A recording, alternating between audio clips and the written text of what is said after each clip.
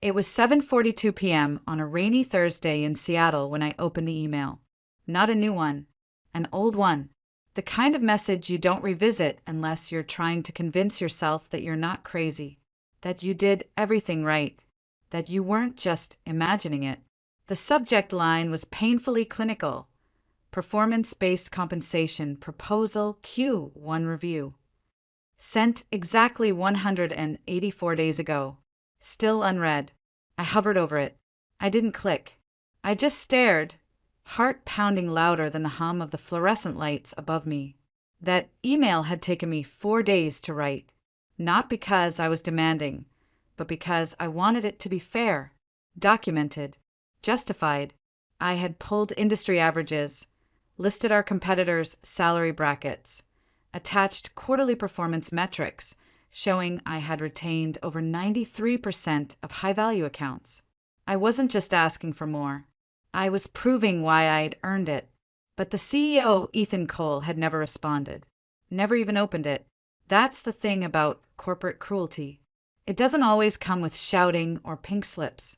Sometimes it arrives dressed in silence, a silence so precise, so deliberate, it cuts cleaner than any knife. I wasn't new. I wasn't lazy. I wasn't entitled. I was Helen Shaw, 49 years old, senior brand strategist at Bright Peak Collective.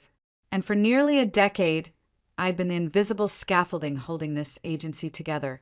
I wasn't on the billboards, but I was behind every campaign that kept our doors open. My biggest client, Naturatech, a health tech giant, accounted for 38% of our annual revenue. I had onboarded them, nurtured them, saved 3 of their launches from disaster. They didn't call me strategist. They called me translator. I spoke their chaos into clarity, their maybes into measurable success. And still, I sat there, 6 months later, watching a ghost of an email float on my screen like a weightless betrayal. I leaned back, hand trembling slightly as I reached for the cold cup of chamomile tea beside me. The office was nearly empty now, only the night janitor humming somewhere down the hall, and the sound of rain tapping against the glass like a metronome reminding me, "You're still here. You're still waiting." The worst part wasn't the money. It never was. I lived modestly. My car was a decade old. My blouses, carefully pressed, had seen many seasons. What I wanted, what I needed was to be seen, to be acknowledged. Just once. Instead, I became a fixture in my own office. Not a person. A placeholder. It had started subtly. A missed invitation here. A rescheduled meeting there. Then one afternoon, during a Friday team sync, the CEO's assistant, a fresh-faced MBA grad named Lindsay Huang, laughed and said casually, "Oh, Ethan said those kinds of emails aren't top priority right now." Everyone chuckled. I didn't. I smiled, nodded, swallowed hard. And in that moment, I realized something I hadn't wanted to admit before. This wasn't an oversight. This was a message. They weren't just ignoring me. They were slowly erasing me. And I had 2 choices. Disappear quietly, or let this silence become the beginning of something louder than they could ever imagine. The next time I walked into the conference room, Lindsay was sitting in my seat. My seat, the one I had always taken, 3rd from the left, closest to the dry erase board because I liked to sketch frameworks during brainstorms. Ethan didn't even glance up. He simply motioned toward the far end of the table and said, "Lindsay's leading this one. Fresh energy. Fresh energy." That was his phrase of the season. It sounded like a sparkling water ad. I nodded, said nothing. I walked across the room, each step heavy, like the air had thickened just for me. I took the seat he indicated, 2 chairs down from where I had always belonged, and opened my notebook as if nothing had shifted. But everything had. Lindsay began the meeting by reading from a script I had written during her onboarding 2 months ago, word for word. She mispronounced the client's name, stumbled over the campaign terminology, but no one corrected her. Ethan smiled and nodded, arms folded, like a mentor who just discovered the next big thing. And everyone else, They averted their eyes, the way people do when they sense a slow-motion tragedy unfolding but don't want to be caught watching. I sat through it all. Every stutter, every hollow pitch. I didn't interrupt, didn't interject. Not because I wasn't qualified, but because I knew then, truly knew, they had already made their choice. This wasn't about growth. It wasn't mentorship. It was succession. Silent, strategic, and sanitized. One by one, I began to notice the shifts. Emails that used to come directly to me were now addressed to team. Projects I had initiated were being reimagined with new leads. Client meetings were scheduled at times I couldn't attend, then followed up with recap memos that subtly omitted my contributions. Then it happened. I received a calendar invite. Subject line, Delamar account transition brief. I froze. Delamar had been my account for 4 years. I'd brought them in during the midst of a merger crisis.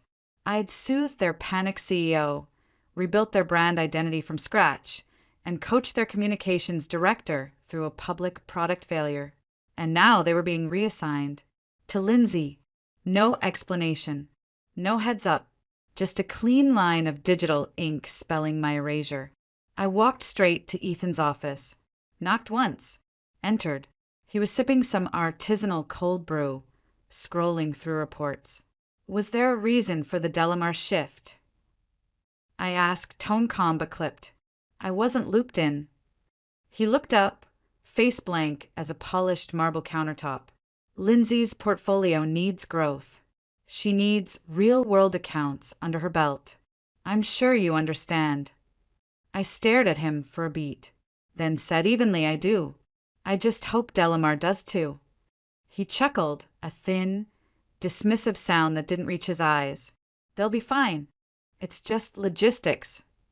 But it wasn't, and we both knew it. This was no longer just about ignoring a raise. It was about replacing me, task by task, seat by seat, identity by identity, until the only thing left of me would be a name on archived email chains. That night, I sat in my car in the dark parking garage. I didn't drive. I didn't cry right away. I just stared at the dashboard, letting the truth settle in like cold fog on glass.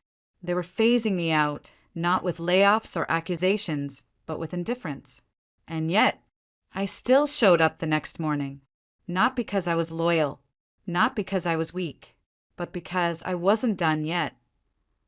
The Monday of the Q3 alignment meeting arrived with heavy skies and heavier silence. The office buzzed with its usual nervous energy. Cheap coffee, half-hearted greetings, and the unmistakable undertone of something shifting. The calendar invite had said, all strategic team leads mandatory. But I wasn't a team lead anymore, at least not officially. Still, I showed up. I wore my navy blazer, the one with the structured shoulders that made me feel like I still mattered, and stepped into the conference room like I had every quarter for 9 years. Not one person greeted me. They glanced and looked away. The kind of look you give a colleague you think won't be around much longer. Ethan stood near the screen, remote in hand, smiling with that curated confidence he wore like cologne, manufactured, expensive but utterly hollow. Lindsay sat next to him, her hair freshly done, a new gel manicure glinting under the lights. She was glowing, the kind of glow you get when someone's told you you're the future. I sat in the second row, not by choice. No one had left me a seat in front. The meeting began with the usual parade of corporate jargon. Ethan clicked through slides filled with words like synergy, optimization, dynamic vertical integration. Then he paused. We're entering a new phase, he said, clicking to a new slide titled Strategic Streamlining. It's time to reassess where we invest our energy and our resources.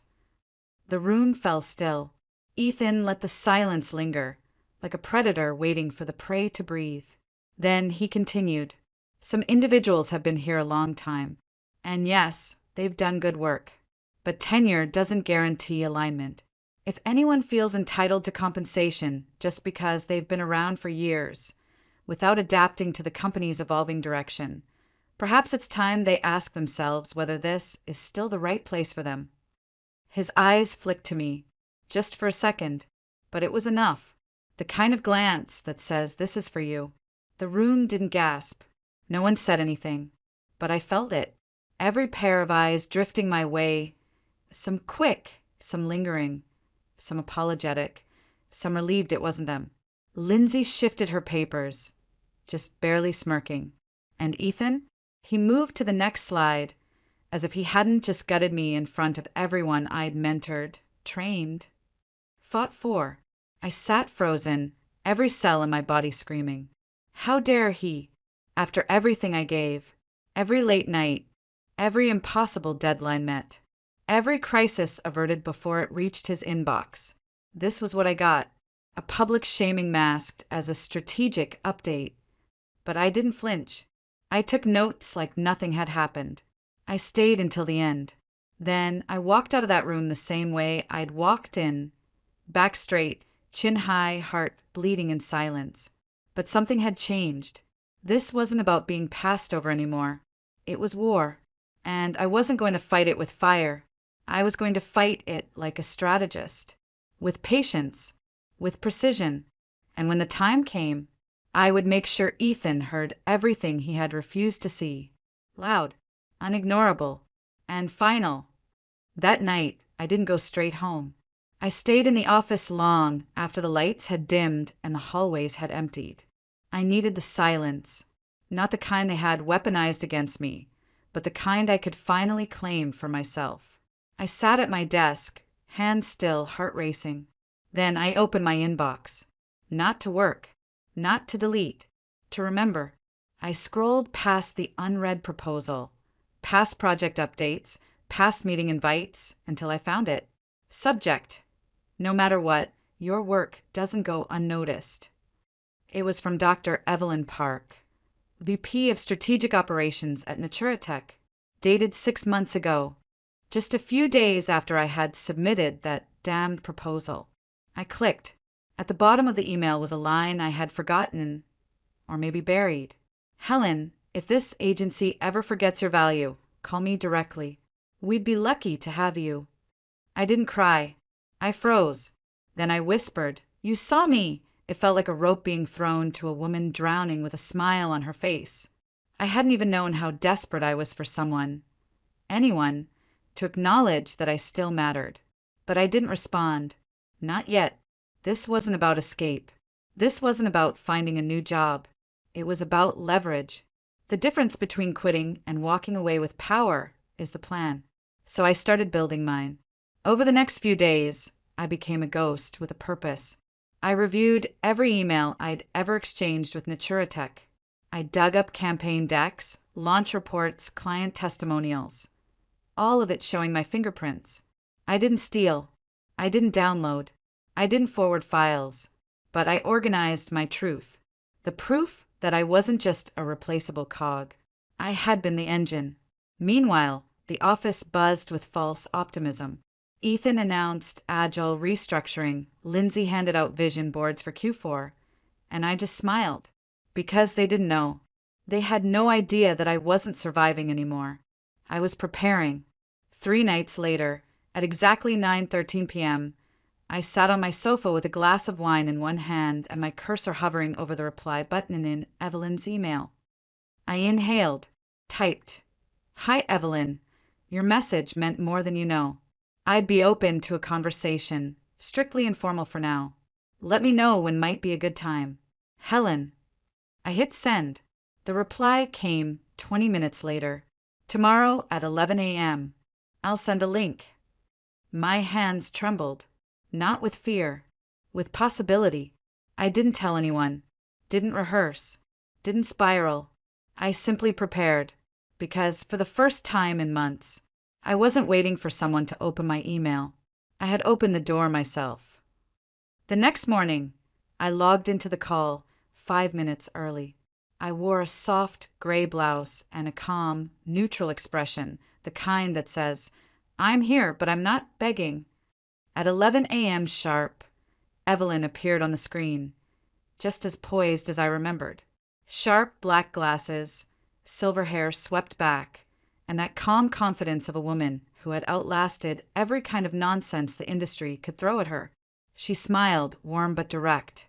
"Still keeping everyone in line over there," she teased. I returned the smile, just a twitch at the corner of my mouth. "Trying."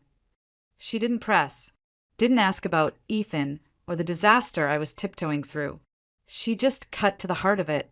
"Let me be clear, Helen," she said, folding her hands. "Natura Tech has been reevaluating our agency partnerships. We've noticed the decline, the shift in tone, consistency, follow through, and frankly, we miss the way things used to run when you were leading the charge." My throat tightened. She continued, "We've been considering bringing some strategic operations in-house. And if you're open to it, I'd like to offer you the chance to build that from the ground up." I blinked. "You mean lead the division?" "Build it, let it, staff it how you see fit. You'd report directly to the C-suite. Remote first, flexible terms, and of course," she paused, her smile widening slightly, "a salary that reflects what you're actually worth." It was almost too much, too validating, too sudden, too perfect. But it wasn't a fantasy. It was a mirror, finally showing me a reflection that matched what I had given for years. I didn't say yes immediately. I asked questions. I stayed measured. But somewhere in my chest, something had already said yes the moment she uttered, "We miss the way things used to run." When the call ended, I didn't dance. I didn't pop champagne. I just sat there, hands in my lap, the cursor still blinking on my laptop screen, and let the realization settle in. I hadn't been invisible. I'd been ignored by the wrong people. And now, finally, the right ones were paying attention. Later that afternoon, I pulled together everything. Not stolen files, not confidential data, just the full story, my story, the records, the decks, the before and after snapshots of campaigns I'd rebuilt from ashes. I needed to be ready, because this wasn't just an exit. It was an exodus, and I wouldn't be walking out alone. Behind me would be the weight of everything they had taken for granted. It happened on a Thursday, the kind of Thursday that looked like any other, drizzly, gray, the scent of burnt coffee lingering in the break room. No one expected the tremor beneath their feet. I was sitting at my desk, reviewing my final notes for the week, when the first email came through. Subject line: Contract termination, Natura Tech. No greeting, no explanation, just one clean, cold statement from their procurement team to ours.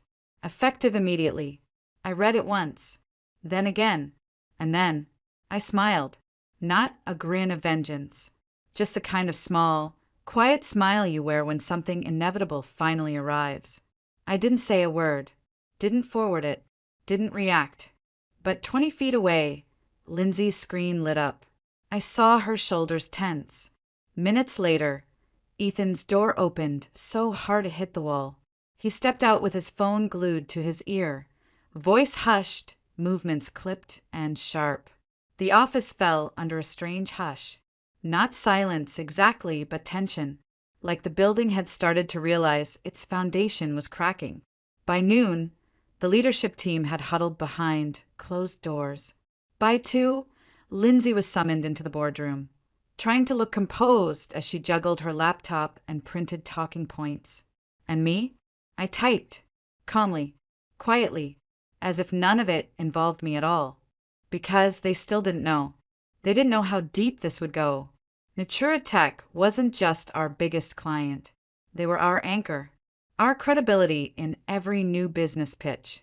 The reason our Q2 numbers had survived a downturn. Without them, the entire operation trembled. By late afternoon, the panic had started to show. Delamar Imports went quiet. Greylight Labs requested a strategic review of their ongoing contract. Ethan passed my desk twice, didn't look at me once. I wasn't invisible anymore. I was untouchable. The next Monday, the air inside Bright Peak was heavy. No fake smiles, no small talk, just whispers and darting eyes. People walked slower. Some stared at their screens like they were waiting for something else to disappear. Lindsay's desk was cleared by noon. Rumor said she'd been reassigned to internal documentation. No clients, no campaigns, no visibility. I didn't ask, because by then my phone had already buzzed. A call from Evelyn? No, from Naturateca's chief operating officer. He didn't waste time. Helen, we finalized the internal structure for our new strategic innovation division, he said. His voice was crisp, steady, and the decision was unanimous. A pause. We want you to lead it. I sat still. You'll build the department from scratch, he continued. You'll hire your own team.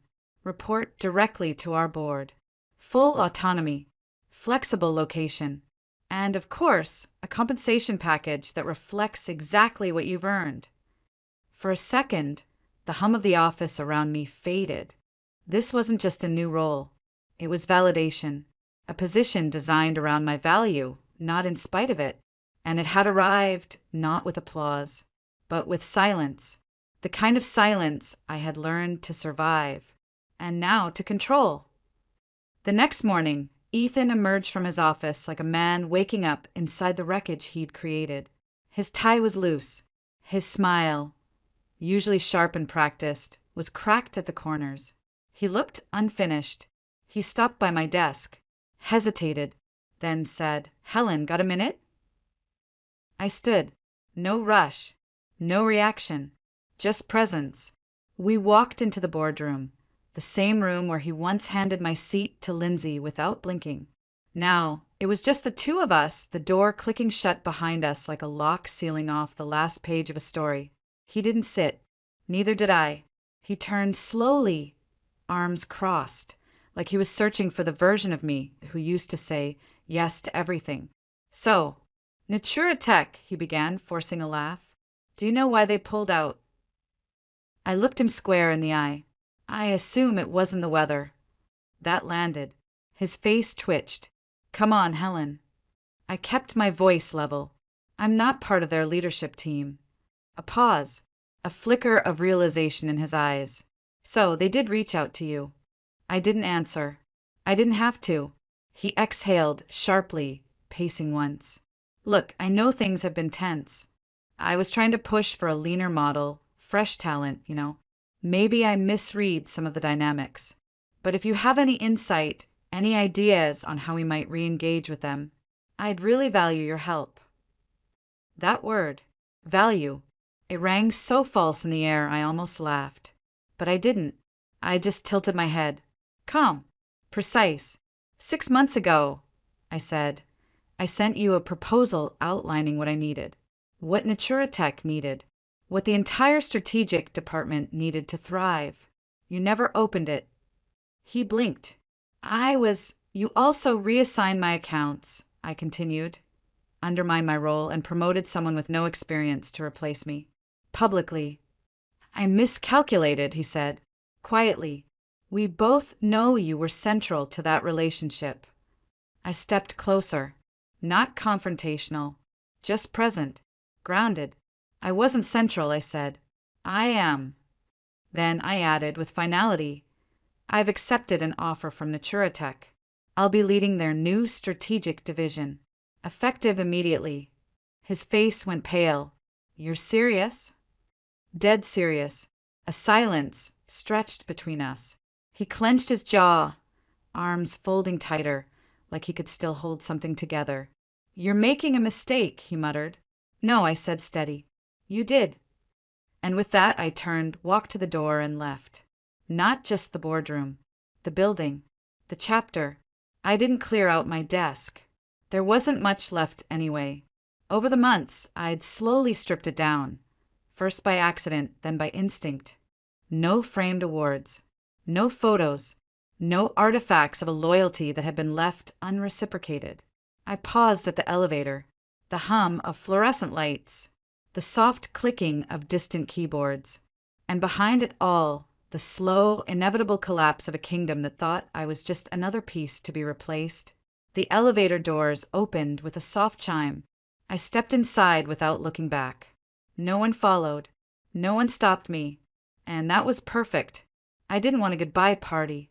I didn't want a signed card from people who hadn't looked me in the eye for 6 months. I didn't want a cheap sheet cake in the break room with "Good luck, Helen" written in blue frosting by someone who couldn't remember my last name. What I wanted was for my silence to match theirs. I pressed the button. The doors began to close. Then Helen. I looked up. It was Lindsay. She stepped toward the elevator, stopping just shy of the threshold. Her tone was cautious, not remorseful, not defensive, just unsure. "Are you leaving?" I gave a slow nod. "I am." She hesitated. Then, quieter than I expected, she asked, "Is it true? About Naturatech?" I didn't confirm. I didn't deny it. I didn't need to. The rumor mill had done its job. She shifted awkwardly. "Well, good luck. You deserve it." That surprised me. Not because I needed her blessing, but because I never expected she had enough grace left to say it. "Thank you," I said simply. And the door slid shut. Down I went, through the floors I had once fought to rise in, through the walls that once heard my ideas and later forgot them. When I stepped into the parking garage, the air felt different, lighter, cleaner, sharper. I hadn't realized how heavy it had been to stay, to perform, to shrink myself so that others could shine brighter.